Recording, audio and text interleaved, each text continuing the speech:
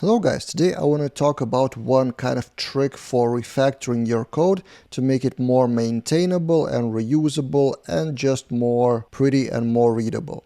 So whenever I see something like this long if condition in the code, in some cases it's totally fine, but in some cases it isn't.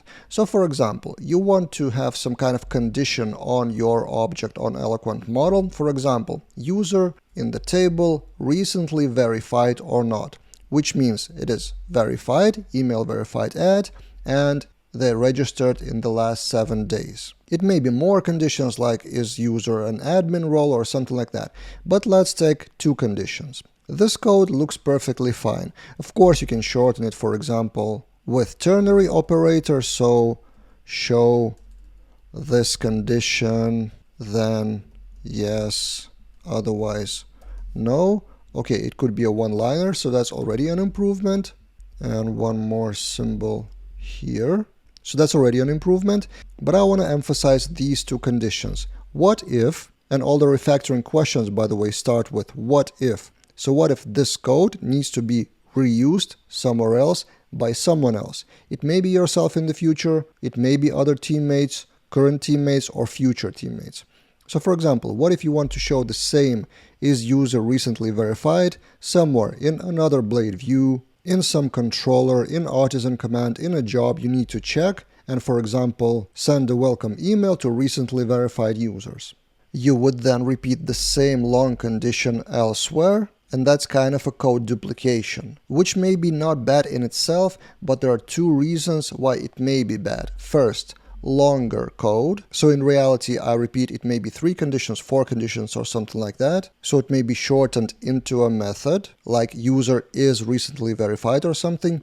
And then, what if one day you decide that recently verified is not 7 days, but 14 days or 30 days? Then you would need to change that in all the places where you would repeat that condition.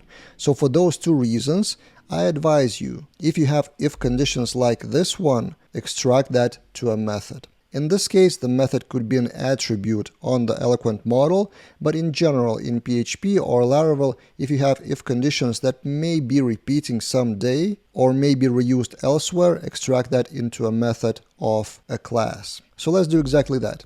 In the user model, let's introduce get is recently verified attribute. And this is an older syntax of accessors and mutators in Laravel. I will show you newer syntax from Laravel 9 in a minute, and we cut and paste this condition into return, so that attribute would return true or false. Instead of user, we have this in this case. So this, and then wherever we need that condition, instead of big if statement, we use user is recently verified. So the method name is camel case, the property name is snake case. So that is an Eloquent model, but if you have that method in non-Eloquent model, you would just call it like is recently or get is recently verified, like this. So that would be the method. But let's get back to the Eloquent structure, and now if we refresh, the result is still the same, but then whenever we see that condition, it will be first readable for any developer, so shorter. Instead of reading all the if condition and trying to understand what that actually means, it is quick to read. Then it is reusable, so you can use is recently verified in any place on your Laravel project.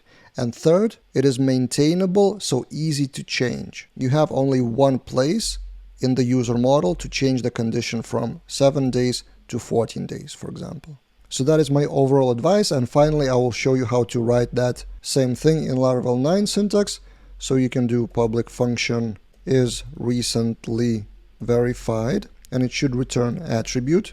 Attribute comes from Eloquent casts. So on top you have this cast attribute, and then you would return attribute make, and then inside of that make you can call get or set within the same function. So instead of doing get is recently verified or set is recently verified, you can do it in one method. So this is the benefit of the syntax of Laravel 9, but in our case it's still only one get, and then get is a function which would return the same thing here. like this. So we can comment that out, and if we refresh the page again, it still works. So this is the new syntax of Laravel 9 accessors. But my overall tip, as I stated before, it's not that much about eloquent or attributes.